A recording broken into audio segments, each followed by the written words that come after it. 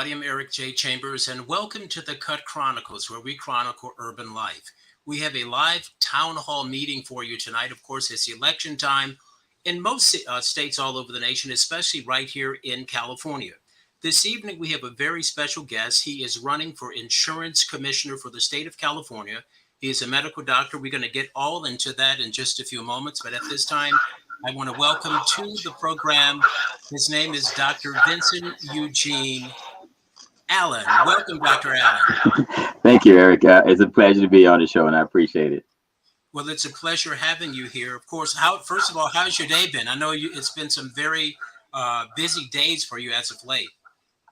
It's been an exciting day. I think the audience should know that I still get a chance to practice medicine, and today was my patient care day, and it's nothing more exciting than having that opportunity for the patients to still see that medical side of you exist, and they love you still as Dr. Allen, even though they appreciate and respect the fact that you are running now for the state of California Insurance Commission. And what has this? Before we get into the details of it, what has the entire campaign? What has that been like for you? The campaign has really been a beautiful run. My actual running in the campaign started from just no knowledge, and to gain ground not only with the local press, but with statewide press, with community involvement, and the beautification of being on shows such as this has been one of the most exciting things I think as a human, not just as a candidate, that one can encounter. It brings about a personality that allows you to really invest in the fact that this is what I'm doing for the people. And I'm doing this because I love the people. And what I see with my campaign is the more I do this, the more I get invested in individuals that I never knew. The more I care about my profession as a physician, the more I care about my will and need to help people. So the campaign for me has been an enjoyable experience, along with not just myself, my wife, and my kids who follow me up and down the state in order to try to make a difference and to try to reach out to the community. Who was it that inspired you, or what was it that inspired you to tell you that, you know what, maybe you can set the stethoscopes down for just a moment and go and try to help out the people in the state of California? I think that the pandemic itself allowed me to reassess my values. I think a lot of physicians believe in the fact of self. Others above self. We believe in sacrifice. We believe in that what we call that Hippocratic oath. But the pandemic really made me realize that medicine is a gift, and I respect that gift. But the true factor is outside of medicine, what else is there that I can do while I'm practicing medicine? So the pandemic brought a new enlightenment to my need and my desire to help the community.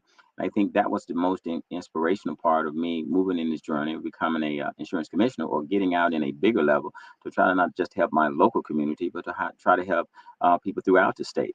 So I think the pandemic changed a lot of us. And for those individuals that passed and their family, I offer my condolences as I saw a lot of that.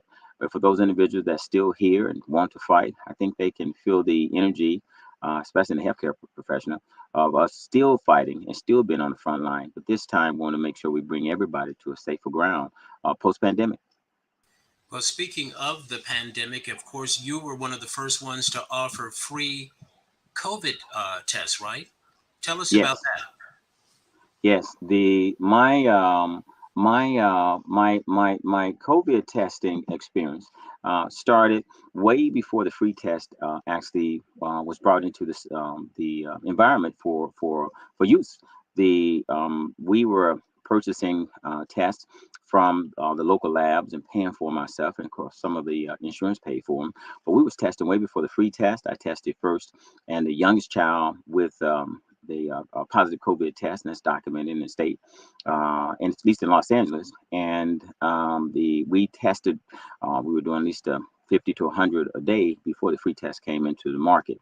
And not only with that, we were doing treatment in the tent before that became the norm. I think I started with the tent along with one of the national loan organization called Kaiser in my local community, and we were seeing more patients than any of the local hospitals. and the initial part of the pandemic, and testing more than anyone in local area.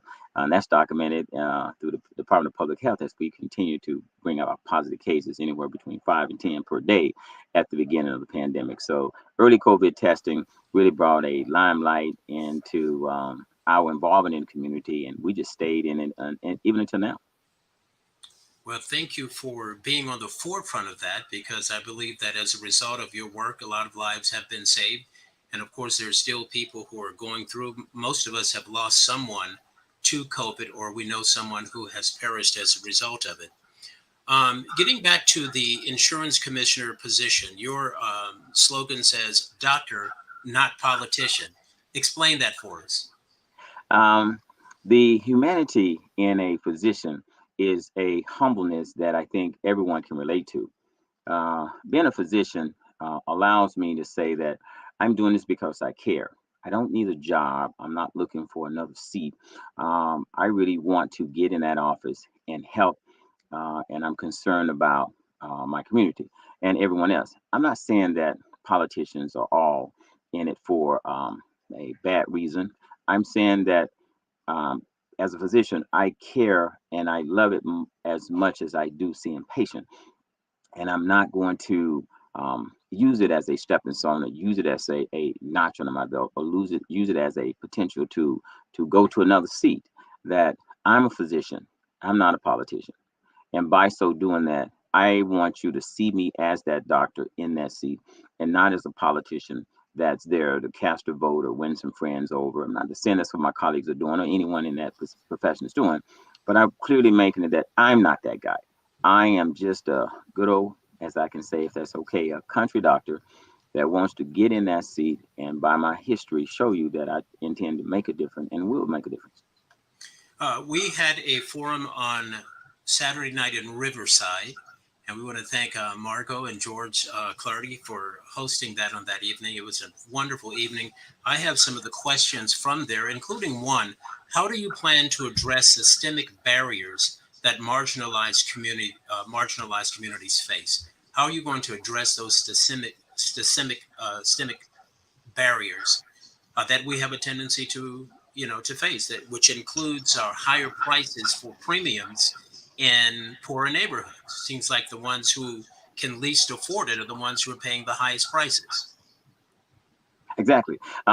The question, actually, to summarize for the audience, is how can you deal with the disparities of my zip code, which may be an underserved area, and your zip code, which may be a more desired area, and in the more desired area, which with the lucrative or the have has, they are paying less premiums. And in my area, which I may be in a poverty situation, where there's housing problems or there's drugs or whatever, I didn't choose that area. That's just where my family or my mother and father or just my situation allows me to live just because of what I can afford. But nevertheless, in an area where there's low income, but we still pay more money.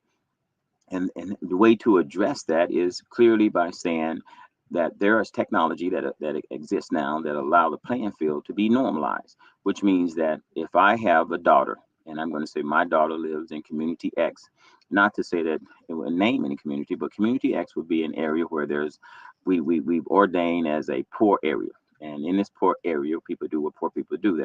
There's a tendency to say that we have crime, and that crime is justified by what? By the number of police officers that's in our area that's reporting these crimes. They're not in the rich areas. They're in our area. And what do? We got these roadblocks. We got where they stop us and test us for drugs, or they test us for alcohol. We got these areas where they say that there's a high tendency for bad things to happen, and people don't tend to rob in their own area. You see the smash and grab. They're going to a richer area to do that. But nevertheless, they're tagged with these zip codes where we can now justify that we can charge these individuals more money because you live in this 90 whatever area code you're in.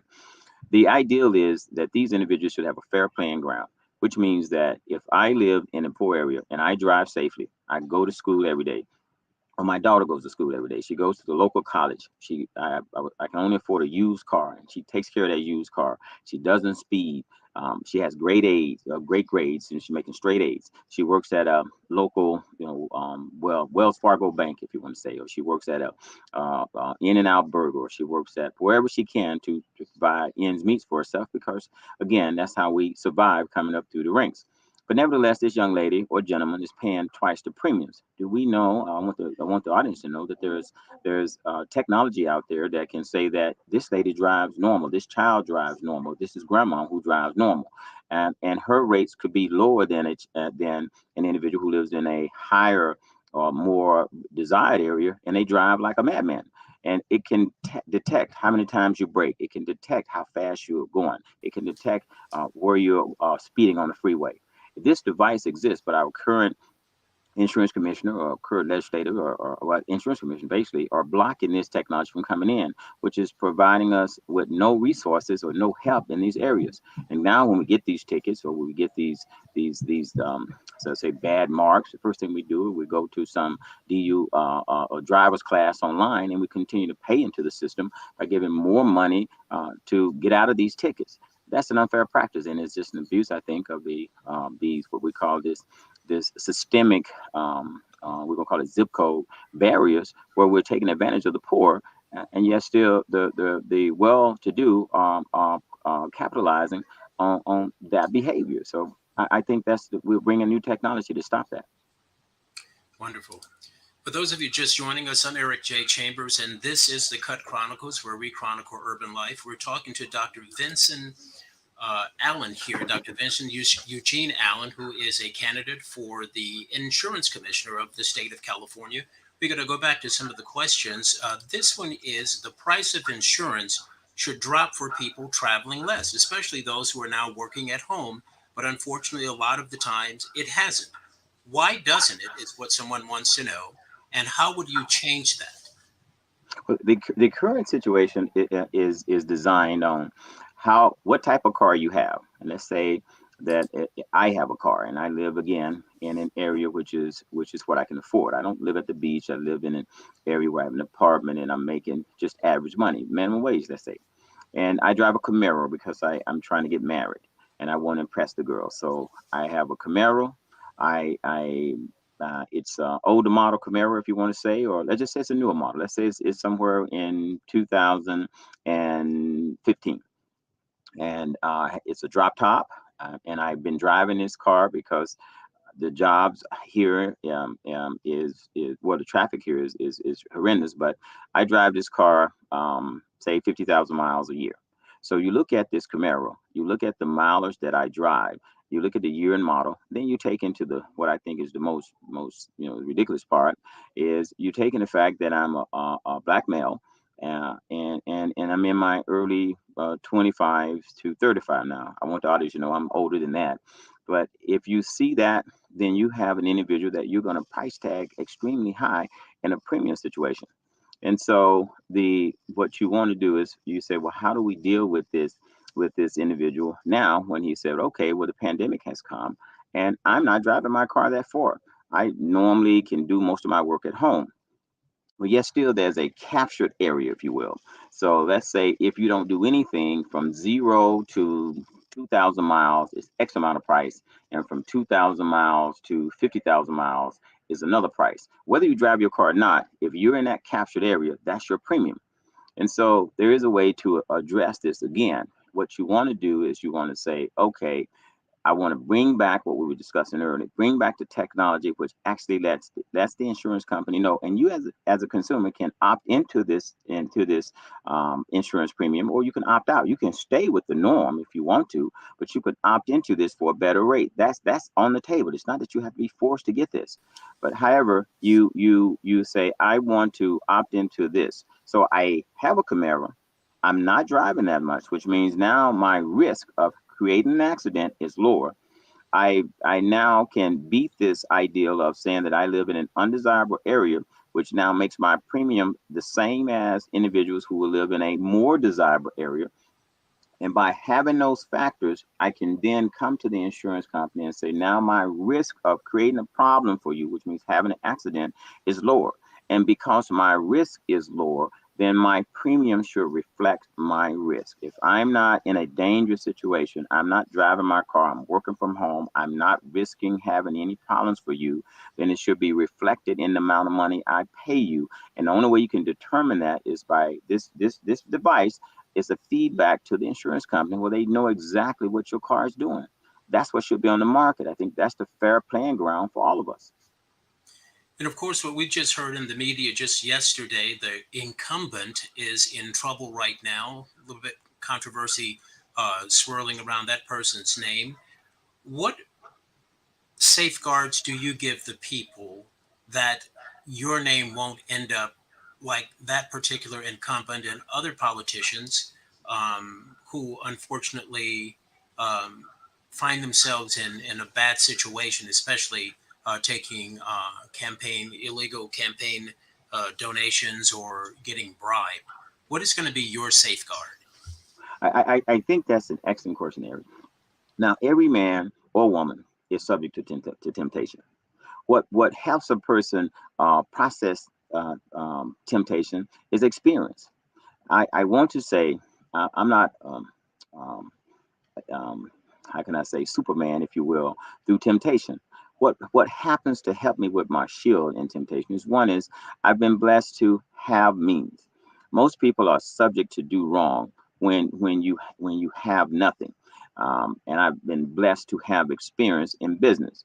Most people are subject to do bad business deal when they are presented with a business deal they think is lucrative or say that can help them.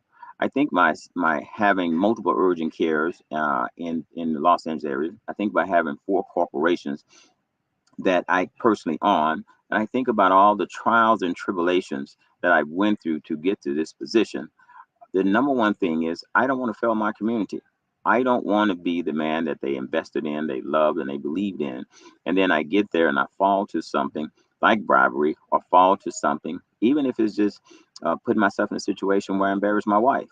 I think the reality is having a energy, a spiritual soul that want to be humble, that just every day is humble, and believes in the cause is least likely to say I will fall for anything because of my travels and my experience. My heart, my mind, and my experience is least likely to let me fall for something that I know will be embarrassing not only for my community, but my the people that believes in me. I think it's embarrassing for California. And these individuals who've been there forever, that's the norm. If you're finding this happening now, it's almost like if someone is abusing the system, they didn't just start now. This is something that's been going on. It's just they're just starting to get caught. And the people that are saying or talking about this are part of that regime. You need fresh blood and new energy in this seat. Absolutely. And prayerfully, if you are the victor and anybody else who's new to politics, I'm hopeful that they won't get tainted because we see that regardless of the political affiliation, there's always temptation. And unfortunately, a lot of times it's about what kind of favors that they are getting. Once again, for those of you just joining us, I'm Eric J. Chambers. This is the Cut Chronicles, where we chronicle urban life. And if you do not know about Dr. Vinson Eugene Allen, let's take a little background look at who this man is who's running for the California Insurance Commissioner.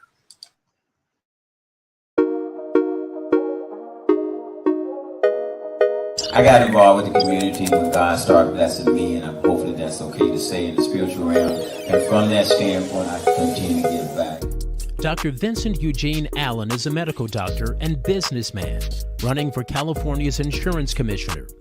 You may not know him by his name or face, but you just might know him by a series of billboards around the greater Los Angeles area touting his dusk to dawn urgent care clinics that he launched in 2003.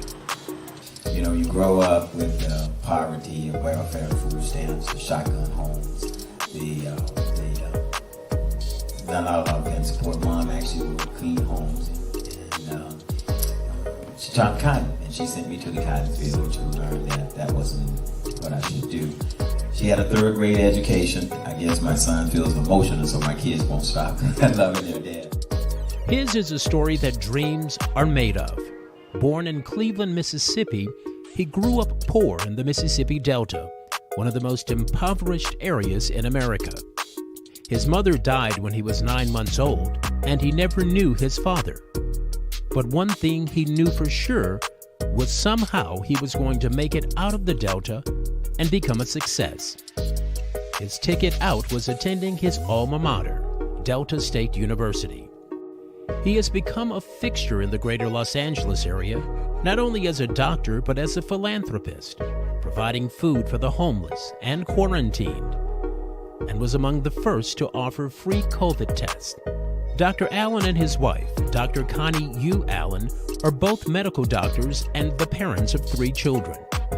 And instead of just sticking to medicine and making even more money, they want to serve, not just the people of their communities, but the state of California.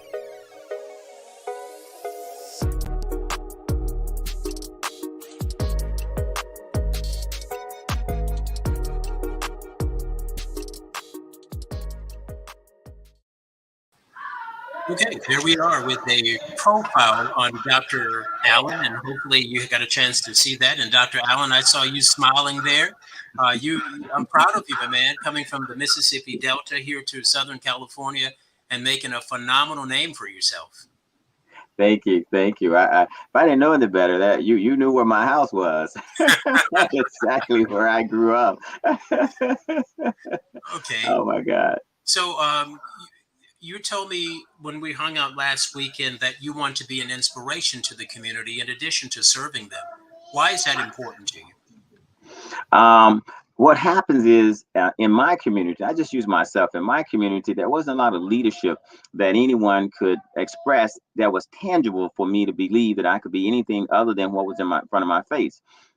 So if you see a community like an inner city community, and what they're seeing is they're seeing drugs, they're seeing prostitution, they're seeing robbery, they're seeing things that are tangible, then in their mindset they believe that that's the way that life is. They believe that that's where they're going to go, and that's the only way out. A few of them will process the fact that they can go and be athletes or football players or something of that nature.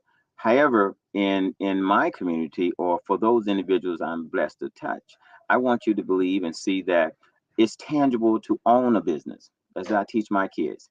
It's tangible to be a leader, to be a doctor, to have things and not have to think that you had to do illegal activities to get that. And the only way we can actually manifest this is to be that inspirational token, not just for our own kids, but for the community, to say, if I see you do it, then I believe it's possible for me. And the more I see you do it, the more I believe it's possible for me. And that inspirational breaks the barriers. It breaks down those ideologies of being, less worthy or low self-esteem. I can only, cook in the kitchen, but not own the restaurant.